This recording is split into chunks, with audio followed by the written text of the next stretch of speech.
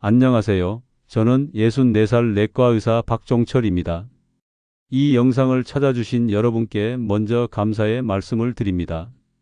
혹시 아직 구독이나 좋아요를 누르지 않으셨다면 지금 한번 눌러주시길 부탁드립니다. 왜냐하면 앞으로 제가 드리는 이야기들은 단순한 상식이 아니라 제가 진료실에서 수십 년 동안 환자분들을 만나며 경험하고 또 최신 의학 논문과 연구 결과를 통해 직접 확인한 소중한 내용들이기 때문입니다.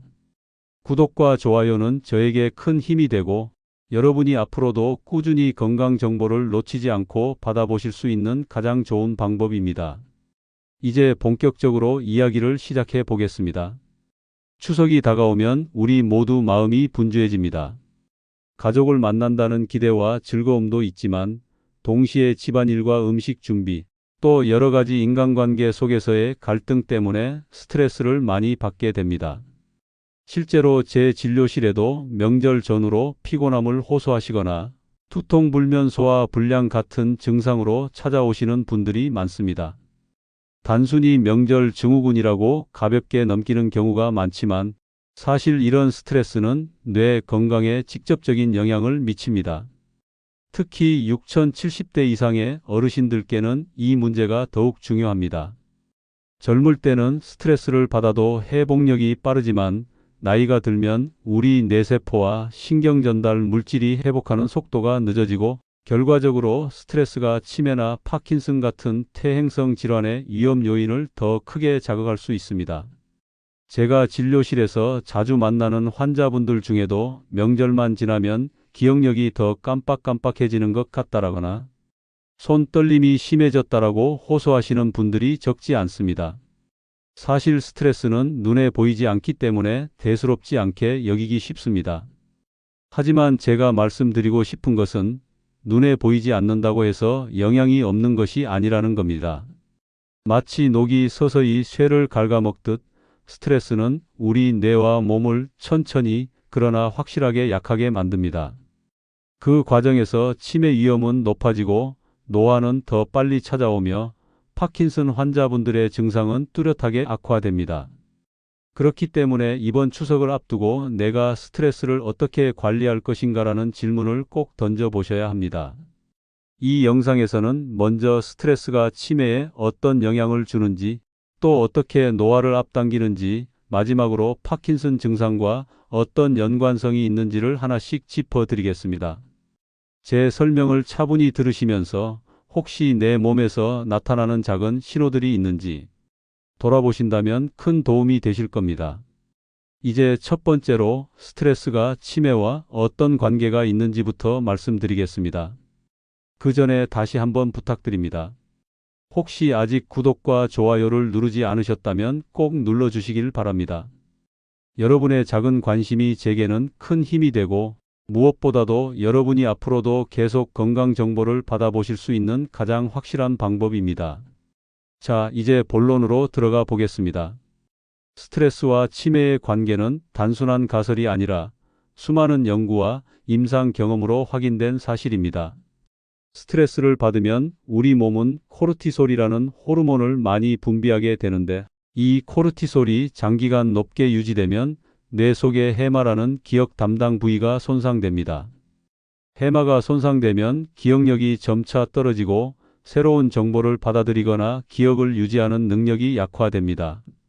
명절 스트레스처럼 반복적이고 지속적인 스트레스는 특히 60대 이상 어르신들에게 치매 위험을 높이는 중요한 요인이 됩니다.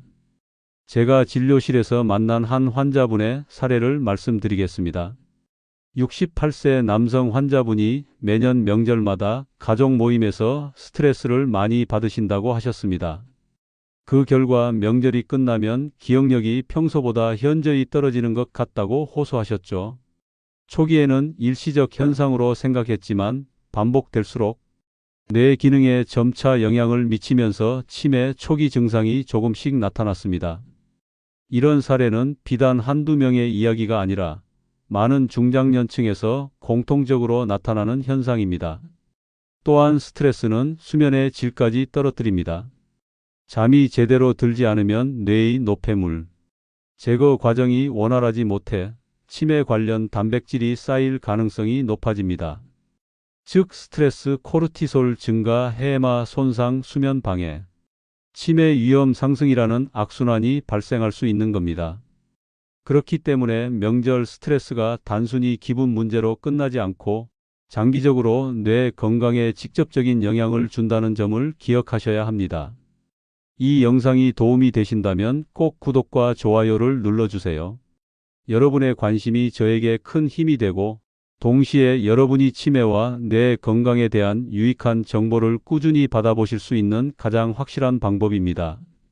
스트레스는 단순히 마음의 문제에 그치지 않고 우리 몸과 뇌 세포의 노화 속도를 실제로 빠르게 만듭니다. 스트레스가 많으면 활성산소가 증가하고 이 활성산소가 세포를 공격하여 손상시키게 됩니다. 피부가 빨리 늙는 것만이 아니라 뇌세포도 손상되면서 기억력과 인지 기능이 떨어질 수 있습니다. 흔히 명절 지나고 나면 몸도 마음도 더 피곤하고 얼굴도 늙은 것 같다라는 말을 하시는데 단순한 기분 탓이 아닌 실제 세포 수준에서 일어나는 변화일 수 있는 겁니다. 또한 스트레스는 호르몬 균형에도 영향을 미칩니다. 코르티솔과 아드레날린 같은 스트레스 호르몬이 지속적으로 높게 유지되면 면역력과 혈압, 혈당 조절에도 영향을 주고 이는 장기적으로 건강 문제와 연결됩니다. 나이가 들수록 우리 몸은 스트레스 회복력이 떨어지기 때문에 같은 스트레스라도 젊을 때보다 훨씬 더 큰 노화 영향을 받게 됩니다. 실제로 제가 진료실에서 만난 한 여성 환자분은 매년 추석 준비와 가족 간 갈등으로 스트레스가 극심했고 그 결과 명절이 지나면 손과 팔의 근육 통증과 피로가 심하게 나타났습니다.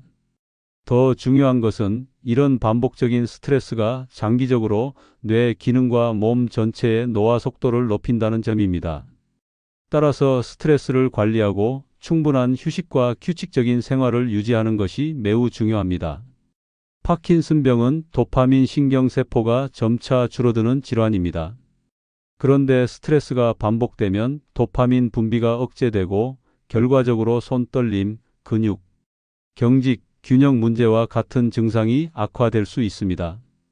특히 추석처럼 생활 패턴이 바뀌고 수면이 불규칙해지며 갈등과 과로가 겹치는 시기에는 증상이 평소보다 심해질 가능성이 높습니다.